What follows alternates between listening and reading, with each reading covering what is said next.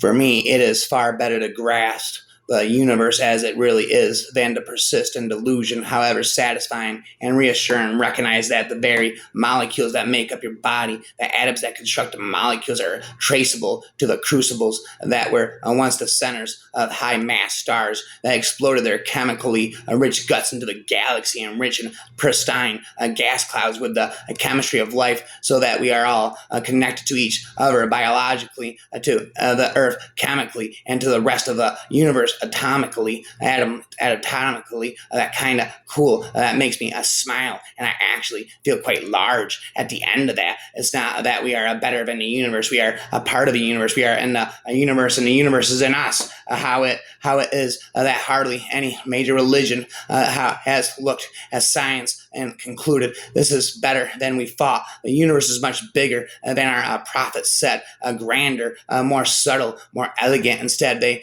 say, no, my God is a little God. And I want him to say that way, a religion or old or new, that stress the magnificence of the universe as revealed by modern science might be able to draw forth reserves of reverence and awe, hardly tapped by the conventional faiths. The role played by time at the beginning of the universe, I believe, is the final key to removing the need for a grand designer and revealing how the universe created itself. Time itself must come to a stop. You can't get to a time before the Big Bang, because there was no time before the Big Bang. We have finally found something that does not have a cause, because there was no time for a cause to exit. And for me, this means there is a new possibility of a creator, because there is no time for a creator to have existed, since time itself began the moment of the Big Bang. It was an event that could not have been caused or created by anyone or anything. So when people ask me if God created the universe, I tell them the question doesn't make any sense. The time didn't exist before the Big Bang. I believe a leaf of grass is no less than a journey work of the stars. The Hindu religion is the only one of the world's great faiths dedicated to the idea that the cosmos itself undergoes an immense and indeed an infinite number of deaths and rebirths. It is the only religion in which the time scales correspond to those of modern scientific cosmology. The cycles run from our ordinary day and night to a day and a night of Brahma, 8.64 billion years long ago, longer than the age of the Earth or the sun, and about half the time since the Big Bang. And when the universe had finished exploding, all the stars will slow down like a ball that has been thrown into the air, and they will come to a halt, and they will begin to fall towards the center of the universe again. And then there will be nothing to stop us seeing all the stars in the world, because they will all be moving towards gradually faster and faster, and we will know that the world is going to end soon, because when we look up into the sky at night, there will be no darkness, just a blazing light of billions and billions of stars, all fallen. Philosophy nature is written in that great book which ever is before our eyes. I mean the universe, but we cannot understand it if we do not first learn the language and grasp the symbols in which is written. I'm spitting. The book is written. My book of infinite rhymes is written in the mathematical language, and symbols and triangles, circles, and other geometrical figures without whose help it is impossible to comprehend a single word of it, without which one wanders in vain through a dark labyrinth. And when you look at the sky, you are looking at the stars, which are hundreds and thousands of light years away from you, and some of the stars don't even exist before anyone, because their light has taken so long to get to us that they are already dead, or they have exploded and collapsed into red dwarfs, and that makes you seem very small. And if you have difficult things in your new life, it is nice to think that they are what is called negligible, is spitting pinnacle negligible, which means they are so small you don't have to take them into account when you are calculating something. A blade of grass is a commonplace on Earth. It would be a miracle on Mars. Our descendants on Mars will know the value of a patch of green. And if a blade of grass is priceless, what is the value of a human being? The bright sun was extinguished, and the stars did wander, darkling in the eternal space. Sometimes I think we're alone in the universe, and sometimes I think we're not. In either case, the idea is quite staggering. Something deeply hidden had to be behind things. Something deeply hidden had to be behind things. We live on a hunk of rock, a material that circles a hundredth star that is one of 400 billion other stars that make up the Milky Way galaxy, which is one of billions of other galaxies which make up a universe which may be one of a very large number, perhaps an infinite number of other universes. That is a perspective on human life and other culture that is well worth pondering. Science is opposed to theological dogmas because science is founded on fact. To me, the universe is simply a great machine which never came into being and never will end. The human being is no exception to the natural order. Man, like the universe, is a machine. Nothing enters our minds or determines our actions, which is not directly or indirectly a response to stimuli beaten upon our sense organs from without, owing to a similarity of our construction and the sameness of our environment. We respond in like a manner to similar stimuli and form and from the cognizance of our reactions, understanding is born in the course of ages. Mechanisms of infinite complexity are developed, but what can we call soul or spirit is nothing more than the sum of the functionings of the body. When this functioning cases the soul or the spirit ceases likewise. I expressed these ideas long before the behaviorists led by Pavlov in Russia and by Watson in the United States proclaimed their new psychology. This apparently mechanistic conception is not an antagonistic to an ethical conception of life. Spent never ending. Cosmology rhymes. My view is that if your philosophy is not unsettled daily, then you are blind to all the universe has to offer. The full cosmos consists of the physical stuff and consciousness. Take away consciousness, and it's only dust at consciousness, and you get things, ideas, and times. A world where it is safe to love is a world where it is safe to live. One possibility is good is nothing but the power of the universe to organize itself. I would suggest that science is, at least in my part, an information-informed worship. The total amount of energy from outside the solar system ever received by all the radio telescopes on the planet Earth is less than the energy of a triangle snowflake striking the ground. How can we satisfy ourselves without going on an infinitum? And after all, what satisfaction is there in the infinite progression? Let us remember the story of the Indian philosopher and his elephant. It was never more applicable than to present a subject that the material world rests upon a similar ideal. The ideal world must rest upon some other, and so on. Whether end without end, it were better, therefore, never to look beyond the present material world. It took less than an hour to make the atoms, a few 100 million years to make stars and planets, but 5 billion years to make man. Some piously record in the beginning of God, but I say in the beginning hydrogen. There's no obvious reason to assume that the very same rare properties that allow for our existence would also provide the best overall setting to make discoveries about the world around us. We don't think this is merely coincidental. It cries out for another explanation, an explanation that points to purpose and intelligent design in the cosmos. It's hard to rebuild. It's hard to build models of inflation that don't lead to the multiverse. It's not impossible. So I think there's still certainly research that needs to be done, but most models of inflation do lead to a multiverse, and evidence for inflation while be pushing in the direction of taking the idea of a multiverse seriously. The sun symbolizes the divine intelligence. The empty vastness of space symbolizes the divine all possibility and also the divine immutability. A bird symbolizes the soul. A tree symbolizes the great of being, and water symbolizes knowledge and rage, revelation. We may take it that the world is undoubtedly itself and is instant and distinct from itself, but in an empty attempt to see itself as an object, it must equally undoubtedly act as to make itself distinct from it, and therefore false to itself in this sense. In respect to its own information, the universe must expand to escape the telescopes through which we who are trying to capture, which is us. What we want union with something, even if the opposite seems true. Bring two atomic nuclei together and their positive electrostatic forces will repel each other, but with the patience and strength of the blind God of the galaxies, there come a point where something bigger takes over and wields us them together. Physicists call it the strong nuclear force. I've called the magic glue God. All the elements heavier than hydrogen were so forged in the great hearts of the stars. Sulfur, potassium, gold, radium, everything you can think of. Anybody who has done high school physics knows Newton's third law. For every action, there is an equal and opposite reaction. You push against a wall, it pushes back against you. I love the poetry hidden in these truths and the many laws we discovered that underpin the universal fabric. We search for the meaning ever hungrier, perhaps, even with desperation, the symmetry and the questions freaks us out.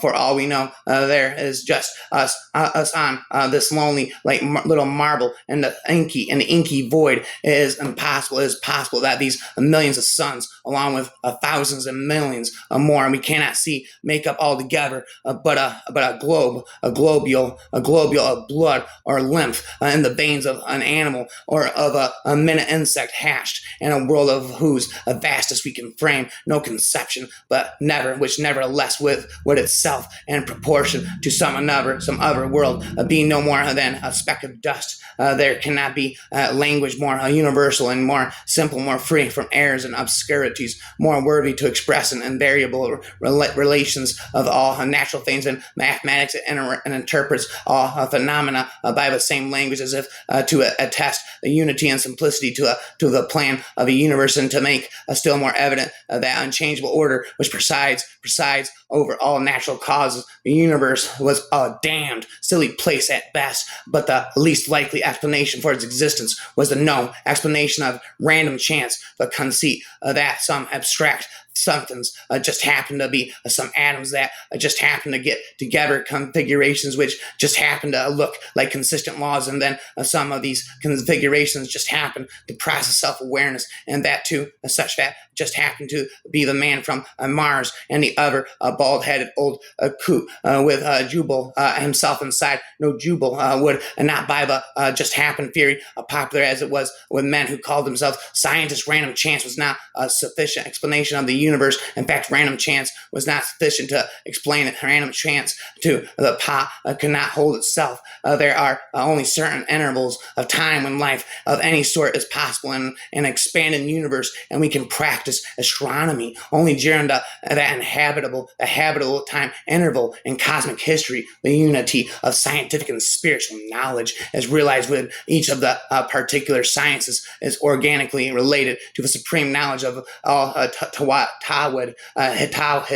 For me, is the depth of our understanding acquired from our lonely vantage point in the inky black stillness of a cold and forbidding cosmos that reverberates across the expanse of reality and marks our arrival. Ram the creed that whatever the silence and the darkness seem to be saying about this, so no such crude materialistic struggle could possibly be what Maladil really intended. Any suggestion to the contrary must be only his own morbid fancy. It would degrade the spiritual warfare to the condition of mere mythology. But here he got another check long since on Mars, and more strongly since he became to Paralandra. Ransom had been perceiving that the triple distinction of truth from myth and both from fact was purely terrestrial, was part and parcel of the unhappy division between soul and body, which resulted from the fall even on earth. The sacraments existed as a permanent reminder that the division was neither wholesome nor final. The incarnation had been the beginning of its disappearance in Paralandra. It would have no meaning at all. Whatever happened here would be of such nature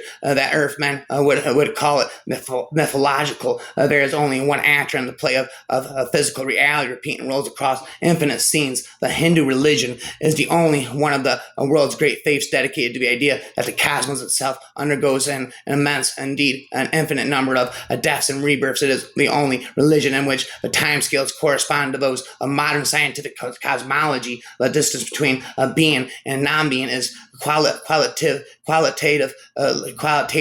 infinite, and so it is immaterial.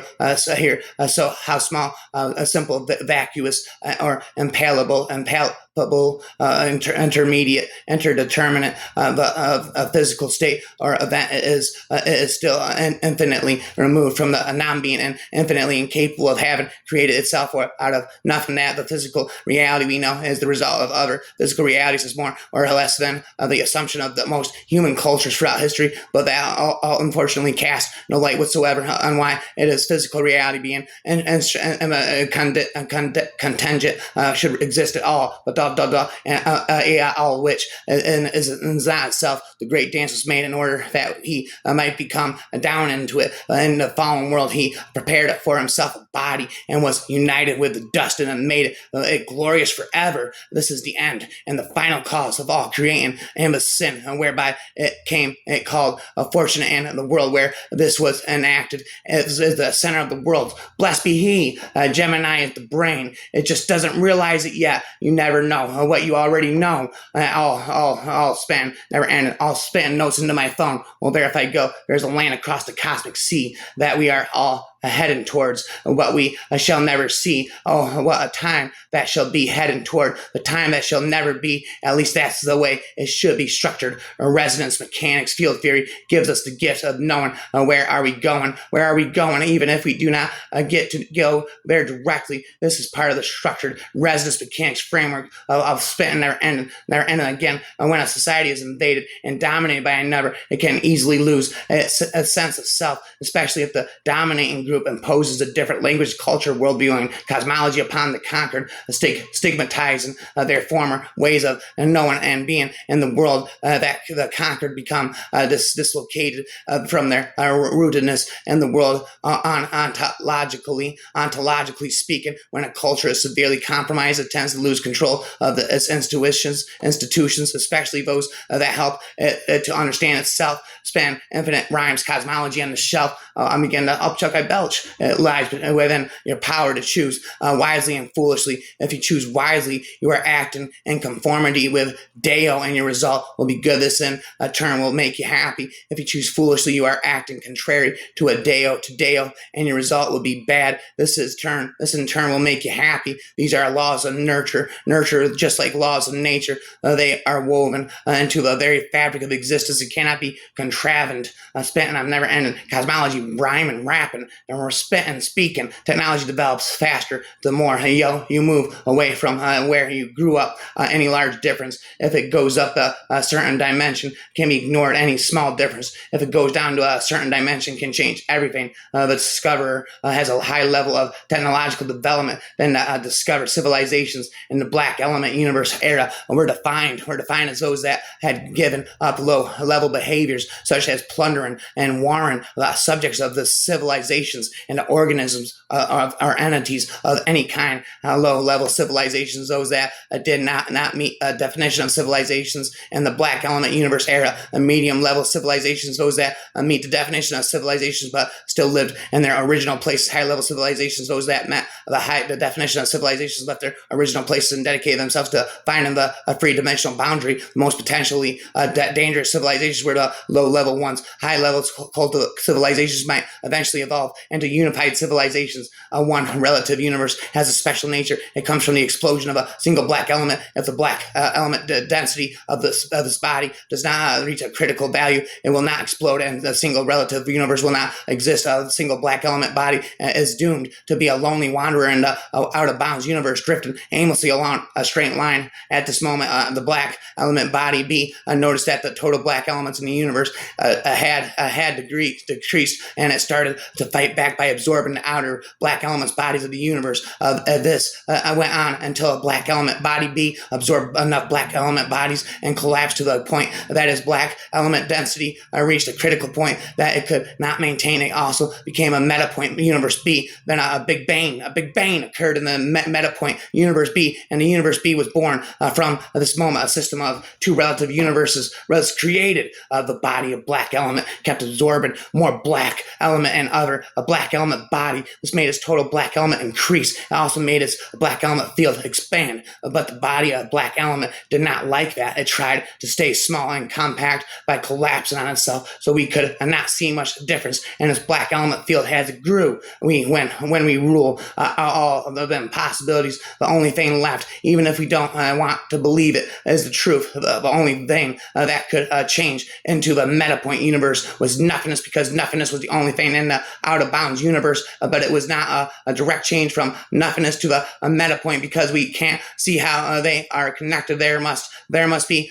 some steps in between that we can't see. But the space was about to change, and to witness this change, a being was born. This being was the self-awareness of this endless space, the first and the only thing that existed. We have given them, this being, some code names such as -0 or God dimensional, and the endless space were inseparable concepts born together and existent because of each other's perception. We call this endless space the primordial dimensional space, and with the being and this endless space, the concept of space is born. Cosmogonies can be located on a spectrum. Cosmogony can be located on the spectrum, and one end of which might be a label creationist, theistic, and other monistic of a former type, and this is just emphasizes of the universe as a creation of the divine power or deity, while the later conceives of the universe as a spatio-temporal manifestation of ultimate spiritual reality. The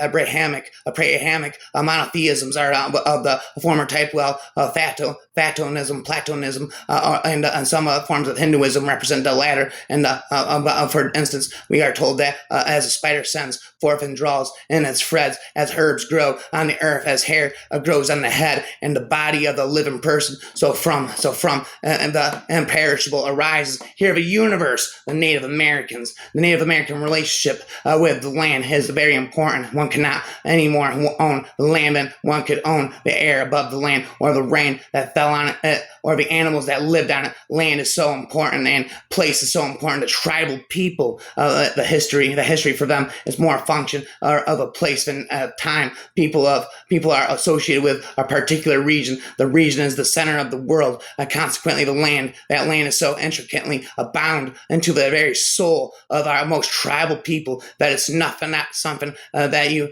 trade back and forth. And when they were forced to trade lands in the early part of the 19th century and to give up land in order to survive, it was a very traumatic experience for them. Another thing to remember is that most of the religious beliefs of tribal people are site specific, and by that I mean that their cosmology, the powers in their universe, are also tied to the particular in which they live. Span rhymes again. Cosmology, I said, that is, we are the slag. Creation is far greater. The world is relative, and everything in it is relative. But before the fact of the world as we know it, the world is absolute, and its primordial stage of this absolute world, our universal mind, also has the potential to create an infinite number of the world of universes. Machine Man faithfully believes that conscious, intelligent life came by chance from unconscious, dumb, and dead matter that nobody suddenly made out of nothing for no reasons at all. After more than 100 years of debate, quantum scientists still believe that the physical world is a law-based machine. Perhaps the time will come when these women and men of science finally discover for themselves that we cannot fully explain reality without talking about consciousness. Maybe then more of them will begin to consider the implications of realizing that there is no world apart from its observation. The world out there isn't what it seems to be, and what that we are so much more than we imagine ourselves to be. Weinberg said, the more the universe seems comprehensible, the more it also seems pointless. I must disagree with my old teacher. To me, the universe seems quite the opposite of pointless. It seems that the more we learn, the more we see how it all fits together. As we study the universe as a whole, we realize that the microism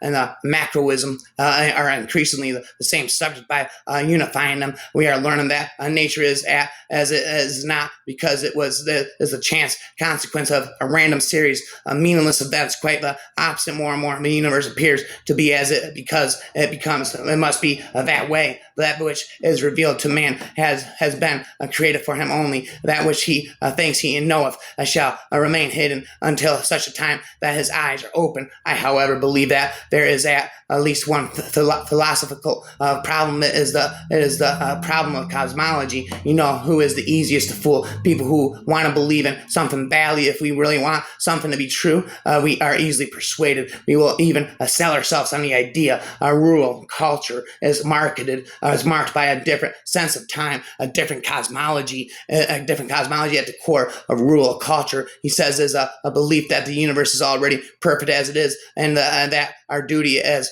humans is to maintain that harmony. This was a sentiment I heard often from farmers as I traveled throughout the countryside. Our farmer told me that the future is a created concept, and that in the fields, in the long dark of winters, there is no future because every day depends on tending to be present moment and act of care. And the contrast urban culture is centered on the belief that the universe must be constantly corrected on its course, and that life is defined by the pleasure of overcoming future challenges. An angel told me that all of creation fervor of any eye can see can be thought of as an old great tree. Its branches, twigs, and leaves have hives, lives on the one directions of their own. They grow, winding, weaving, deviating, breaking, dying as fate allows. Still, no matter their lives and directions, they all share the same trunk and same roots, the same singular point of origin, like roots under the soil of the ground. We may not see them, but we know they're there without roots, and that tree would fall over in the wind, or it would